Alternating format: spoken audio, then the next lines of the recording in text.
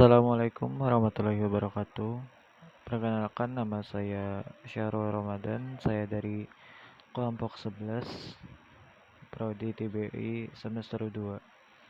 Pada materi kali ini yaitu saya akan membahas tentang pembelajaran anak berkebutuhan khusus.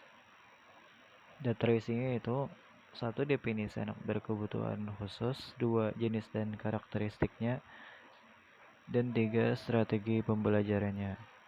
Yang pertama yaitu definisi anak berkebutuhan khusus.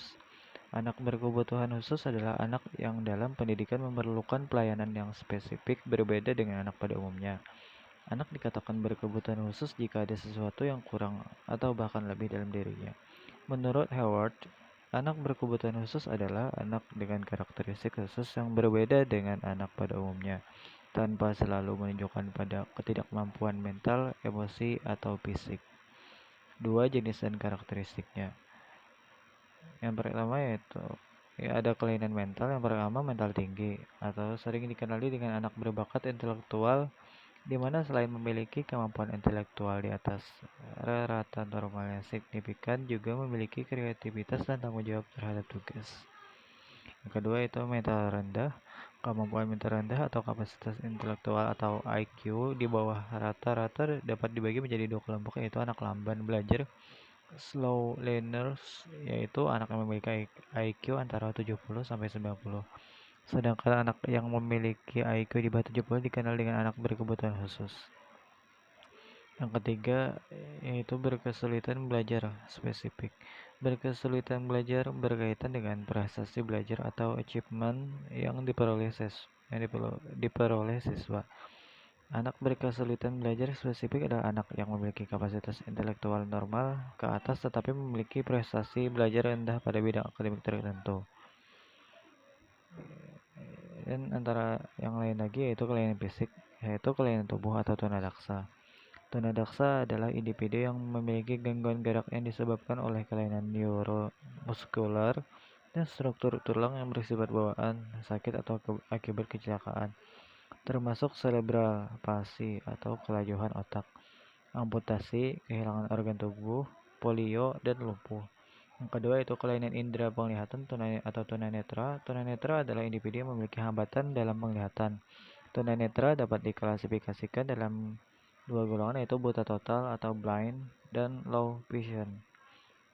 Yang ketiga itu kelainan pendengaran atau tunarungu. Tunarungu adalah individu yang memiliki hambatan dalam pendengaran baik permanen maupun tidak permanen.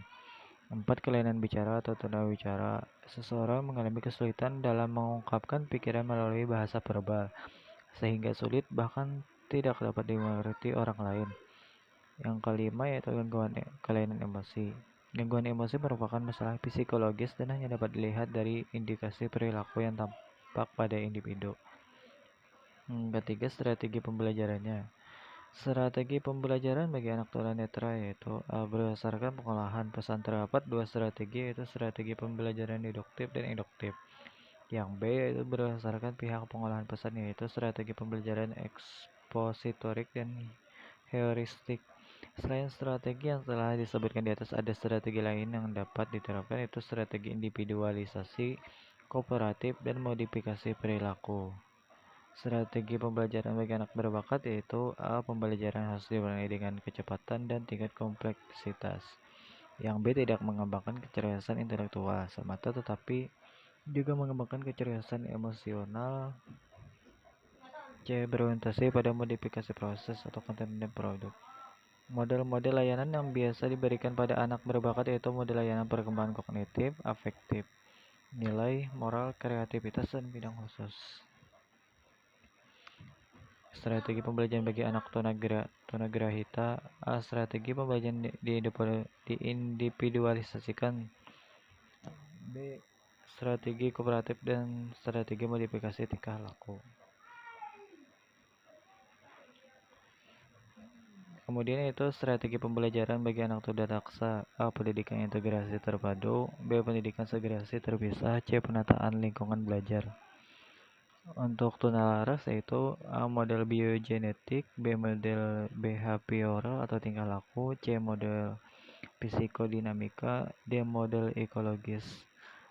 Dan kemudian untuk anak dengan kesulitan belajar yaitu anak berkesulitan belajar membaca yaitu melalui program delivery dan remedial teaching. Yang B yaitu anak berkesulitan belajar menulis yaitu melalui remedial sesuai dengan tingkat kesalahan.